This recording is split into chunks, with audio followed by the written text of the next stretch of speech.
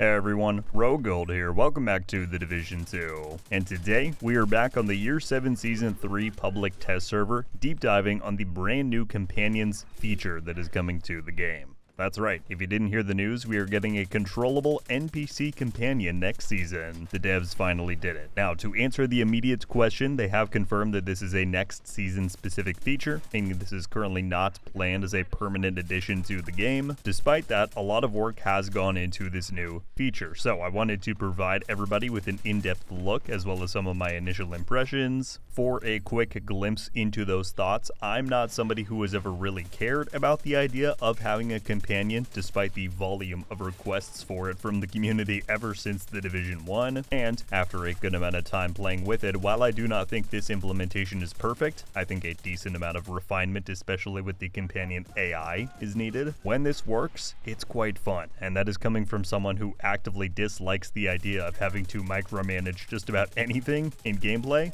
This definitely has a lot of potential. So let's just get straight into the details. If you enjoyed this one and you want to see more from me on The Division 2 moving forward, then be sure to subscribe. Shout out and thank you to our channel members for your continued support of my work. Without you guys, I would not be able to do this as consistently as I do, so thank you so much. But without further ado, let's get to it.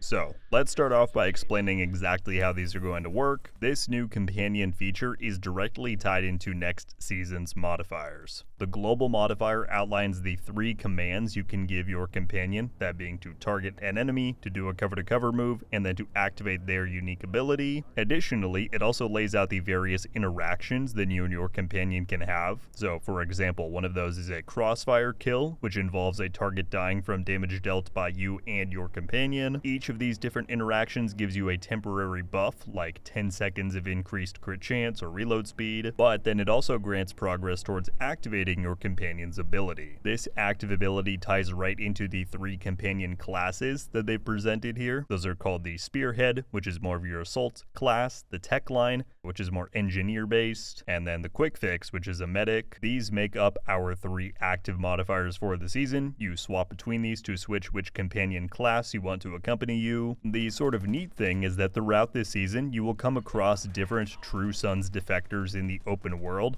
and each one of these has a random roll of 2 traits. And by recruiting these defectors that you come across, that replaces any companion that you may have already had within that class. So hunting for your ideal or preferred trait roles is definitely going to be a big drive of the season. But anyways, for your given class, each one of them has a distinct ability that they can use in combat. So for the assault, they get to fire off an RPG, the engineer will deploy a turret, and the medic will deploy a support station. The final component to this is that this season has really gone all out with the amount of passive modifiers we have to pick between, and these will offer you various amounts of active and passive bonuses and perks to further customize your companion's gameplay.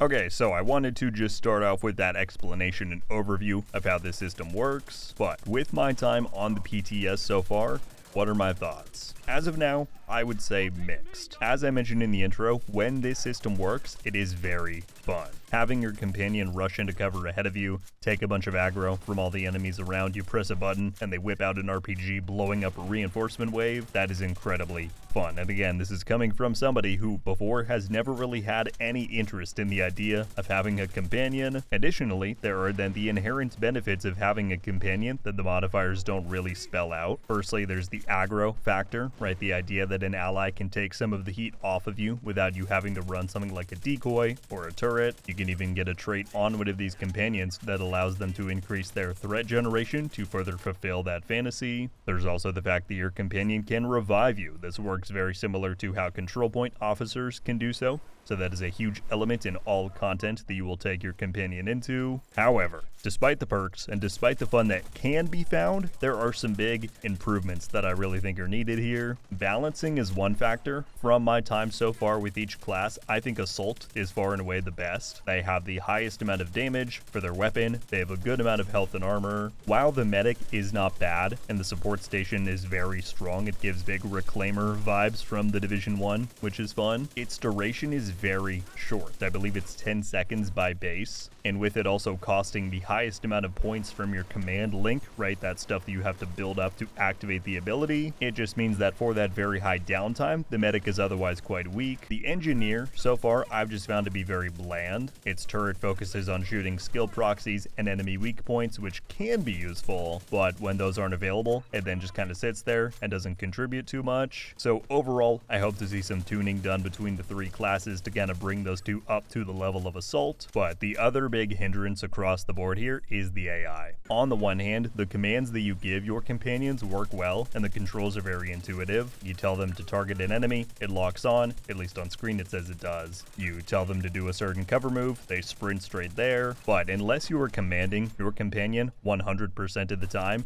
they will take a mind of their own and very quickly lose the plot. For example, you tell them to take a certain piece of cover, most of the time I hope that they would bunker in there and start shooting all of the enemies in front, but they'll do that move and then quickly dodge roll backwards, start moving around and just really flounder. I've also had several instances where they almost entirely glitch out.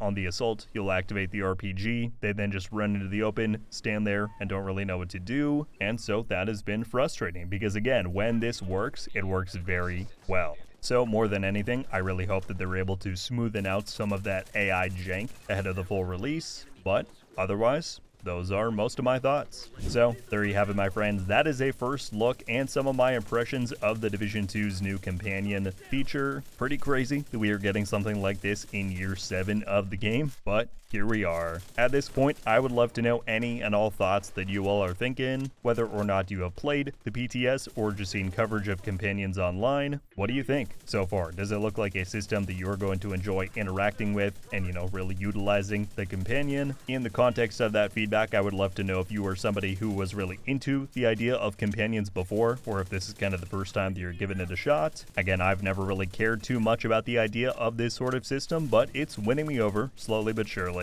So yeah, let me know what you're thinking. Would be very curious to hear. That is going to do it for me on this one though. Thank you all so much for watching. I'll catch you back soon. RogueGold. Out.